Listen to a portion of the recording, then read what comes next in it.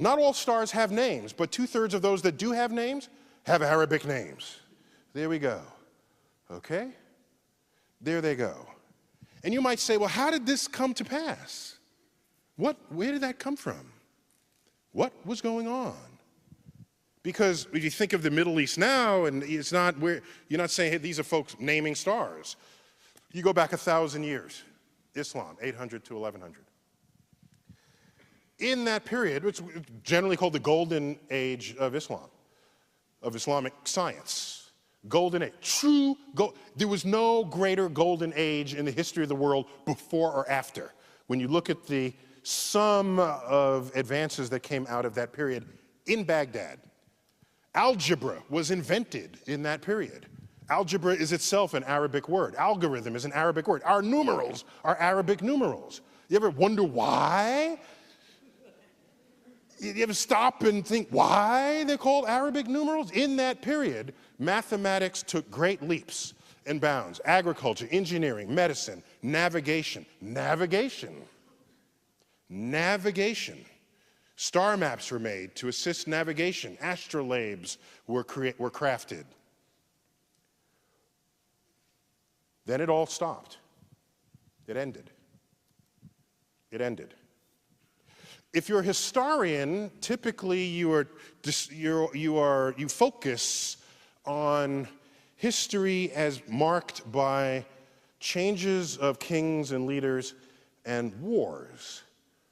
That's the lens through which many historians look at the past.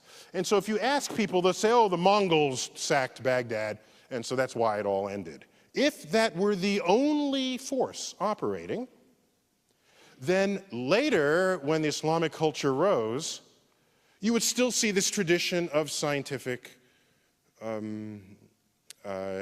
innovation. But it has not recovered. It has not come back at all compared to what was going on in that 300 years. And what you do is you read the writings of al-Ghazali, who was a Muslim cleric, and he was to Islam what St. Augustine was to Christianity. What he did was he taught you how to be a good Muslim. He taught you how to read the Quran and how to obey the commands, because back then people were just interpreting it for themselves. He came along, he was an academic scholar. He interpreted the Quran. He said, this is how you must do it. First has social influence, and then political and cultural influence, and basically his interpretation took over. And in that interpretation, it included the perspective that the manipulation of numbers is the work of the devil. This cuts the kneecaps out of any mathematical advances that would unfold. Math is the language of the universe. If you take that out of your personal equation, you no longer contribute to the advance of human understanding of that universe. And that absence of Muslim presence in the frontier of science persists to this day. Take a look at the Nobel Prize from 1900 to 2010. I can do this for the Jews, for example. How many Jews in the world? There's like 15 million tops, 15 million out of 7 billion people. These are the numbers of Jews who have won the Nobel Prize in the sciences. 25% of the Nobel Prizes. We have a Jewish person in the audience. Congratulations. Okay, fine. Okay.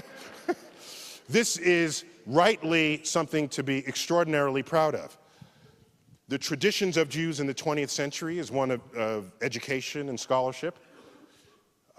In earlier centuries, it was one of very strict sort of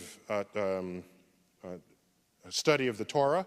Did not involve the natural world. This was a later emergence of the Jewish culture to exhibit this. Let's look at the numbers for Islam.